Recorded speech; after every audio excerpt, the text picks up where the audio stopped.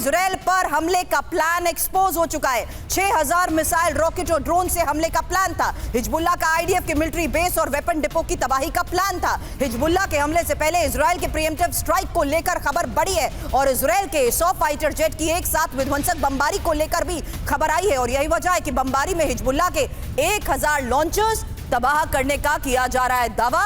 Hezbollah के सभी 1000 launchers ready to fire mode पर थे। मनीष बताएं कि ये बात तो साफ है कि हिजबुल्लाह का आज का जो हमला है वो रूटीन हमला नहीं था। बीते 10 महीने में जिस तरह से रोजाना हिजबुल्लाह की तरफ से अटैक किए जाते थे, ये उससे एकदम अलग है। इजराइल का जो रिस्पांस है, चाहे वो मिलिट्री वाइज हो या पॉलिटिकल रिस्पांस हो, उसे देखकर ये लगता है कि इजराइल की नजर में ये दरअसल ईरान का प्लान बी था। यानी कि ईरान जो इजराइल पर अटैक करने वाला था, जिसे लेकर पूरी दुनिया में एक चिंता थी, और वैसी स्थिति में ईरान ने अब अटेंशन डाइवर्ट करने के लिए अपने प्लान बी के तहत हिजबुल्लाह को चुना। हिजबुल्लाह से कहा गया कि आप 6000 के करीब रॉकेट दागें ताकि वो एक बड़ा हमला होगा इजराइल पर। लेकिन अच्छी बात यह हुई कि वो जानकारी समय से इजराइल को मिल गई। इजराइल के प्रधानमंत्री, रक्षा मंत्री, आईडीएफ चीफ सबकी तुरंत मीटिंग भी तय हुआ कि हिजबुल्लाह के हमले से पहले हम हमला करेंगे और इसी के तहत प्रीएम्प्टिव स्ट्राइक किया गया। इस आईडीएफ का दावा है कि हमने 40 ठिकानों में हजारों रॉकेट को खत्म किया, लेकिन इसके बावजूद हिजबुल्लाह की तरफ से 320 रॉकेट दागे गए। तो जाहिर है कि ये एकदम नया कॉन्टेक्स्ट है और अगर उस कॉन्टेक्स्ट में देखें तो साफ तौर पर लगता है कि ईरान और इजराइल की जो जंग है उसका ये एक ऐसा नया विस्तार देखने को मिल रहा है जो आने वाले ईरान इजराइल जंग की नया विस्तार। सिन्हा सर, इसी को लेकर आपसे करूंगी सवाल, क्योंकि अब जिस तरीके से हम लोग को अंजाम दिया गया है उससे पहले एक और बड़ी खबर बता दूं, जहां इजराइल का अचानक लेबनान पर हमला और हिजबुल्लाह पर कुछ ही मिनट में 40 से ज्यादा हमले को लेकर खबर आई है। हिजबुल्लाह को अलर्ट होने का मौका तक नहीं मिला और हिजबुल्लाह के हमलों से पहले लेबनान में तबाही की तस्वीरें आ रही है सामने, क्योंकि अब जिस तरीके से इन हमलों को अंजाम दिया गया है, हिजबुल्लाह को अलर्ट होने का मौका नहीं मिला। क्यों? क्योंकि हिजबुल्लाह पर कुछ ही मिनट में 40 से ज्यादा हमलों को अंजाम दिया गया, जिससे साफ है कि इजराइल का अचानक लेबनान पर यह हमला था। और रॉकेट के बाद हिजबुल्लाह के ड्रोन अटैक को लेकर भी खबर है। नॉर्थ इजराइल पर दर्जनों ड्रोन से हमले को अंजाम दिया गया। अब इजरायली फाइटर जेट ने ड्रोन को तबाह किया है और नॉर्थ इजराइल में एयर डिफेंस सुपर अलर्ट बताई जा रही है।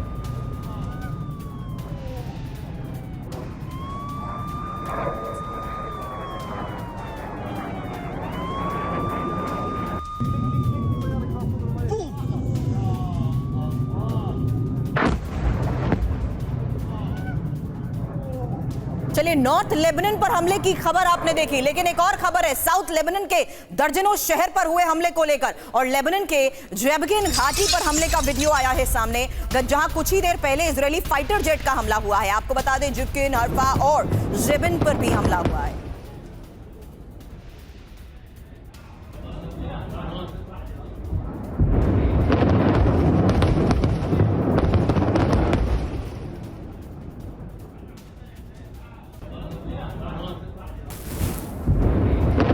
लगातार इन हमलों को किस तरीके से नॉर्थ और साउथ लेबनान में अंजाम दिया गया, नॉन स्टॉप हमलों के तहत आई ये खबर एक साथ आपके सामने, जहां इजराइल का लेबनान पर हमला और हिजबुल्लाह के ड्रोन अटैक को लेकर भी खबर आई है। साउथ लेबनान के दर्जनों शहर पर हुए हमले को लेकर भी खबर सामने आई है। सिन्हा सर, अब समझाइए, क्या ईरान ने कहीं ना कहीं अभी तक टाइम बाय करने की ही कोशिश की और उसी के बाद आज अपने प्रॉक्सीज के जरिए इस बड़े हमले को अंजाम दिलवाया?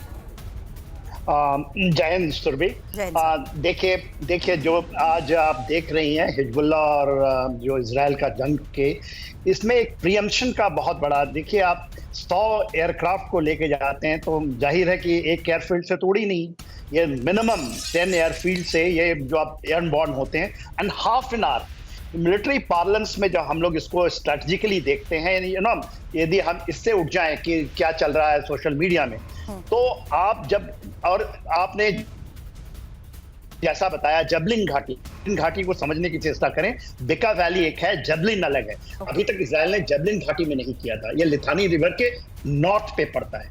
तब जब आप उसको प्रियम्पशन करते हैं फाइटर एयरक्राफ्ट से और तकरीबन 40 बेसिस पे, और क्यों आधे घंटे पहले, क्योंकि उसमें आपकी प्रिपरेशंस होती है। जब वो चाहते हैं कि 6000 हम अपने कैट्यूसा रॉकेट या जो मिसाइल से हम हमला करेंगे, इतना पहले प्रीएम्प्शन आप वर्ल्ड में कहीं नहीं देखेंगे। ये अनप्रेसिडेंटेड है। तो ये देखिए जो रिटायर जो हो रहा है, इससे तो ये जो प्रॉक्सी है 2006 में एक बार शुरू हुई थी, फर्स्ट प्रॉक्सी जिसमें हिजबुल्लाह आया था, उस समय भी इसी तरह का कुछ माजरा था। मगर ये इन्होंने एक नैरेटिव ये बना दिया कि फर्स्ट प्रॉक्सी में 2006 में कहीं हिजबुल्लाह जीत गया। उस समय इजराइल मान गया था जब इस वैली से निकला था। और इससे एक सेकंड और लूंगा। देखिए सुरभि, इसके पहले वो रिंग करते हैं यूनाइटेड स्टेट्स में, और वो अपने उनके डिफेंस मिनिस्टर साहब और वहां सेक्रेटरी ऑफ डिफेंस को बता देते हैं, लॉर्ड ऑस्टिन को, कि हम कर रहे हैं। और वो कहते हैं कि हमारा एब्सोल्युटली आयरन क्लेड है।